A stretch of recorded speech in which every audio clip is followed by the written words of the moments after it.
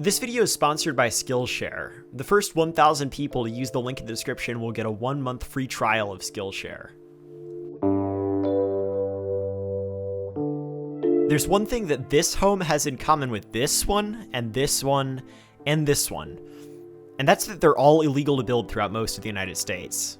See, in the United States, we've been building endless suburban sprawl since World War II, and it's no secret. Building towns far from downtown is nothing new to Americans, though. I mean, we've been doing it since trains made railroad suburbs like Evanston, Illinois possible in the 1800s. So what's so different about the suburbs that came after World War II?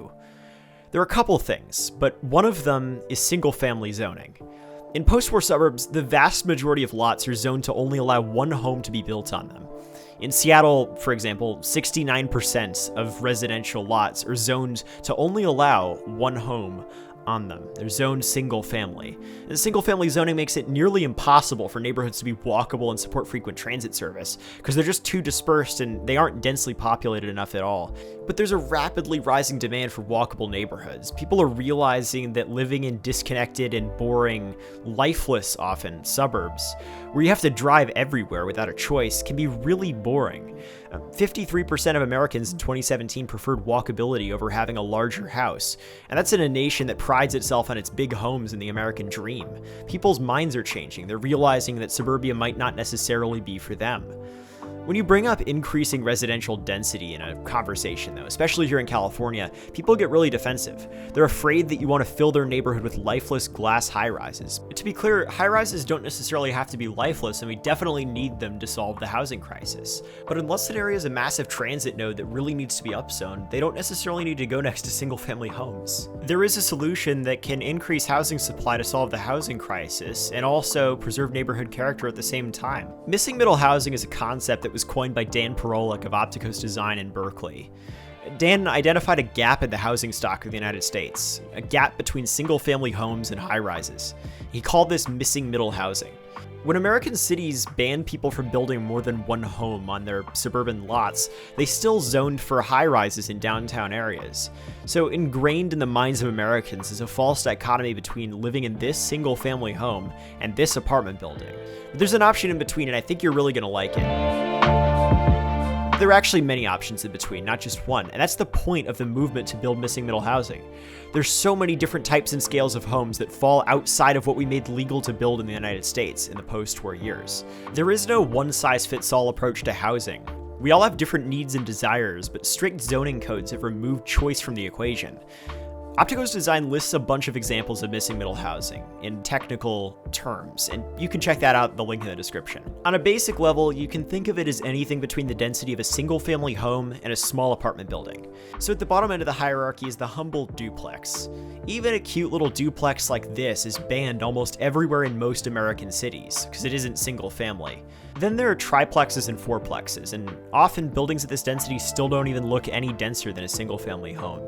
Sometimes you can't even tell them apart without looking at utility meters.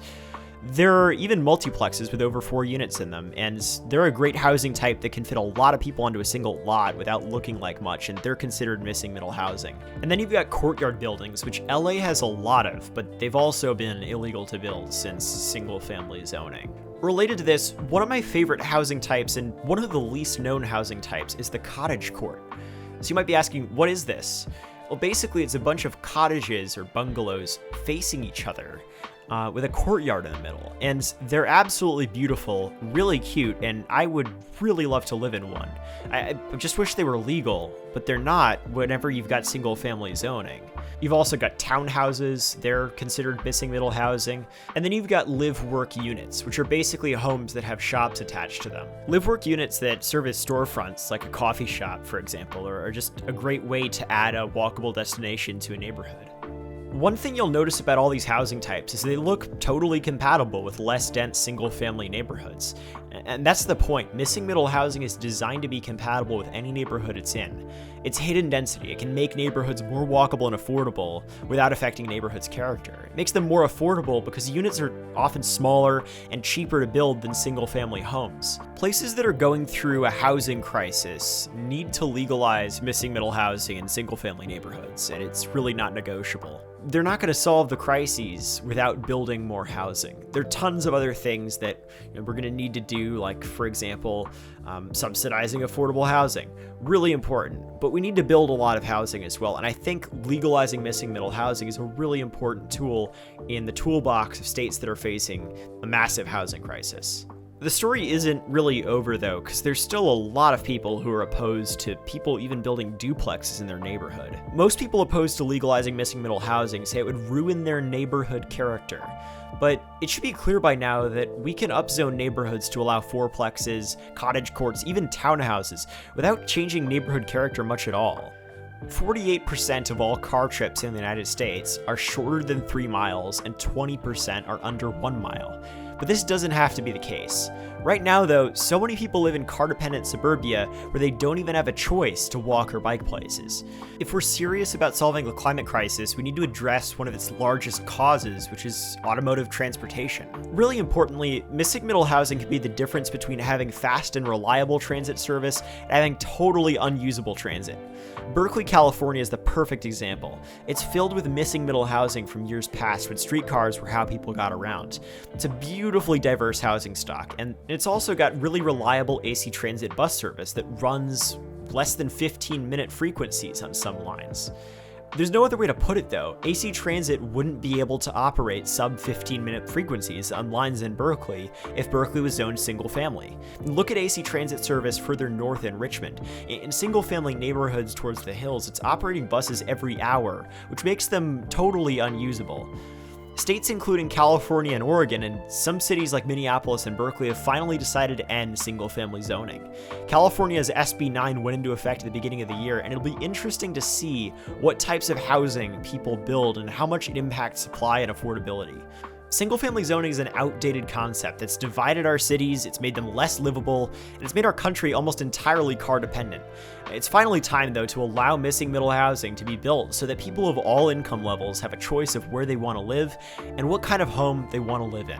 Thank you all so much for watching. If you're wondering why I haven't been uploading much, and if you're wondering about what my content plan is for the spring, head over to the link in the description. I made a post a couple weeks ago if you haven't seen it. This video is a scripted video where I use city skylines to explain a real-world urban planning concept without a time lapse. That's where I want to be going on this channel. This is the kind of video I want to be making. It's a type of video that I've been really inspired to make, but until recently I hadn't really given it much of a try. If you have something you really want to try out as well, but you don't have any idea where to start, maybe you should check out today's video sponsor, Skillshare. Skillshare is an online learning community with thousands of really high quality classes for anyone who loves learning and wants to explore their creativity and learn new skills. My favorite thing about Skillshare, other than the massive variety of classes you can take, is that it's completely distraction free.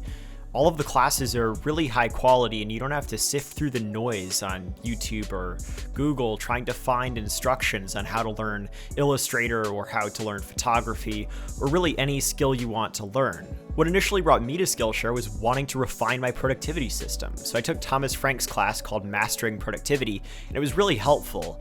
You learn how to build your own custom organization system, and it makes it a lot harder for you to forget tasks, misplace files, or miss appointments, and I found the class to be really helpful. For me, being able to trust my system is really essential, and it's helped me be more productive on this YouTube channel, for example. If you want to learn a new skill in 2022, then do yourself a favor and join Skillshare at the link in the description. The first 1,000 people to join at the link in the description will get a 1-month free trial to Skillshare. Once again, thanks so much to Skillshare for sponsoring this video, and I also wanted to give a big thank you to my Patreon supporters and YouTube members for sticking around. I really appreciate that you stuck with it as I've been taking a little break.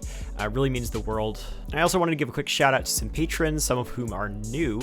Greg, Luke Reed, Robert Hannum, TJ Reed, and Waterhouse. Thank you all so much for supporting the channel. Thank you to everybody else just for watching. I really appreciate it. Thank you for sticking around so long. I'd really appreciate a comment letting me know what you thought of the video, you know, what I could do better next time in my next video essay.